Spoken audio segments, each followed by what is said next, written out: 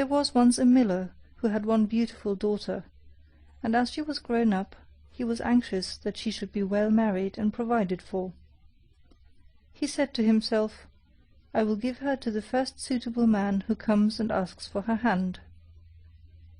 Not long after a suitor appeared, and as he appeared to be very rich, and the miller could see nothing in him with which to find fault, he betrothed his daughter to him.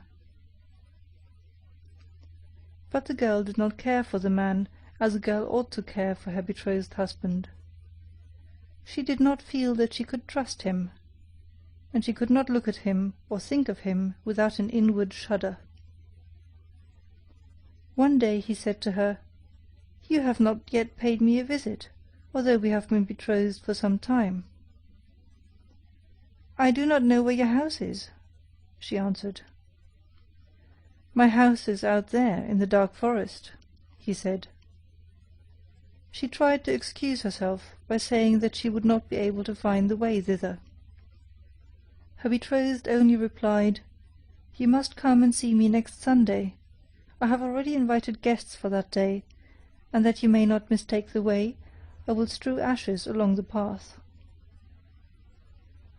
When Sunday came, and it was time for the girl to start, a feeling of dread came over her which she could not explain, and that she might be able to find her path again, she filled her pockets with peas and lentils to sprinkle on the ground as she went along.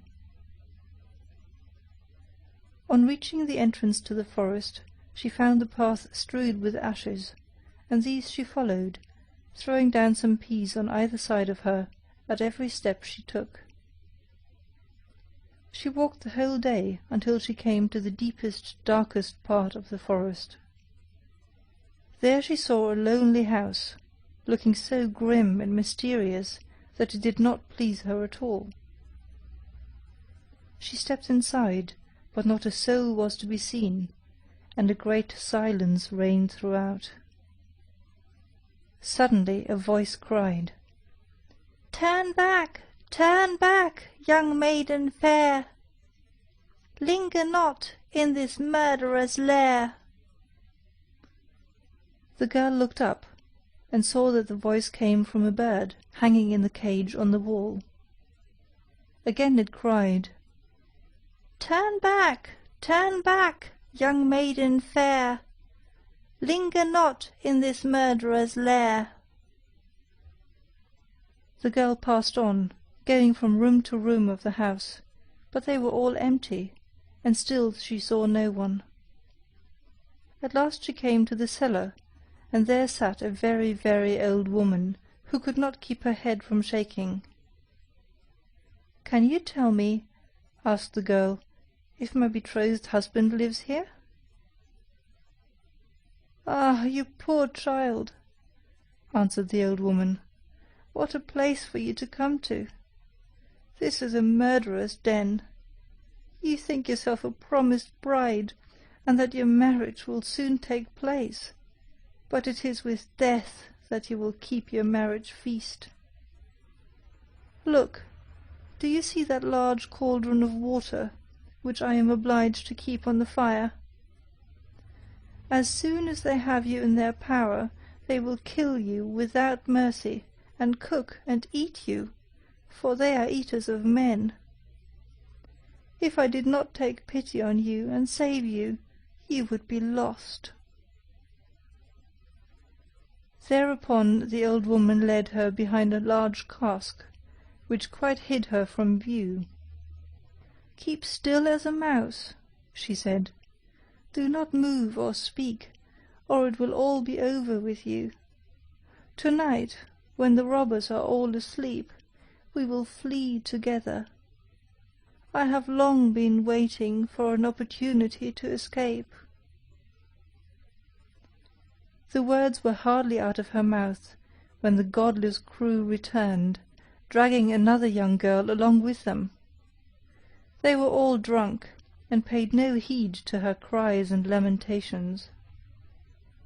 They gave her wine to drink, 3 glasses full, one of white wine, one of red, and one of yellow, and with that her heart gave way, and she died.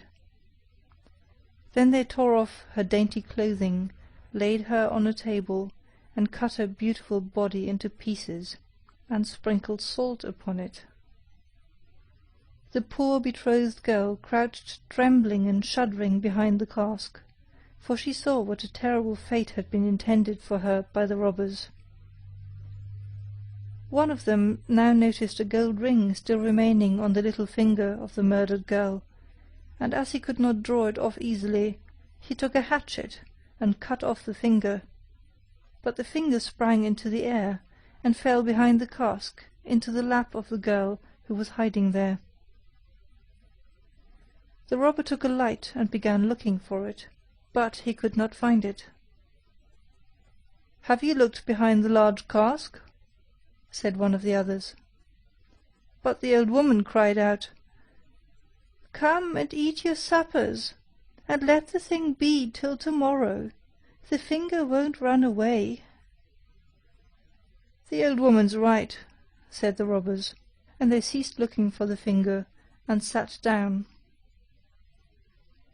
The old woman then mixed a sleeping draught with their wine, and before long they were all lying on the floor of the cellar, fast asleep and snoring. As soon as the girl was assured of this, she came from behind the cask. She was obliged to step over the bodies of the sleepers, who were lying close together, and every moment she was filled with renewed dread lest she should awaken them. But God helped her, so that she passed safely over them, and then she and the old woman went upstairs, opened the door, and hastened as fast as they could from the murderer's den. They found the ashes scattered by the wind, but the peas and lentils had sprouted and grown sufficiently above the ground to guide them in the moonlight along the path. All night long they walked, and it was morning before they reached the mill. Then the girl told her father all that had happened. The day came that had been fixed for the marriage. The bridegroom arrived, and also a large company of guests, for the miller had taken care to invite all his friends and relations. As they sat at the feast, each guest in turn was asked to tell a tale. The bride sat still and did not say a word. "And you, my love," said the bridegroom, turning to her, "is there no tale you know? Tell us something." "I will tell you a dream, then," said the bride. "I went alone through a forest, and came at last to a house. Not a soul could I find within, but a bird that was hanging in a cage on a wall cried, 'Turn back, young maiden fair, linger not in this murderer's lair.' And again, a second time, it said these words, 'My darling, this is only a dream.' I went on through the house from room to room, but they were all empty, and everything was so grim and mysterious. At last I went down to the cellar, and there sat a very, very old woman, who could not keep her head still.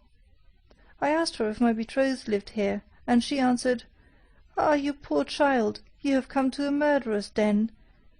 Your betrothed does indeed live here, but he will kill you without mercy, and afterwards cook and eat you.' My darling, this is only a dream."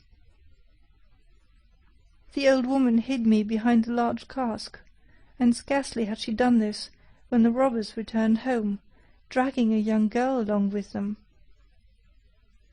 They gave her 3 kinds of wine to drink, white, red, and yellow, and with that she died. My darling, this is only a dream." Then they tore off her dainty clothing, and cut her beautiful body into pieces, and sprinkled salt upon it. My darling, this is only a dream. And one of the robbers saw that there was a gold ring still left on her finger, and as it was difficult to draw off, he took a hatchet and cut off her finger, but the finger sprang into the air and fell behind the great cask into my lap.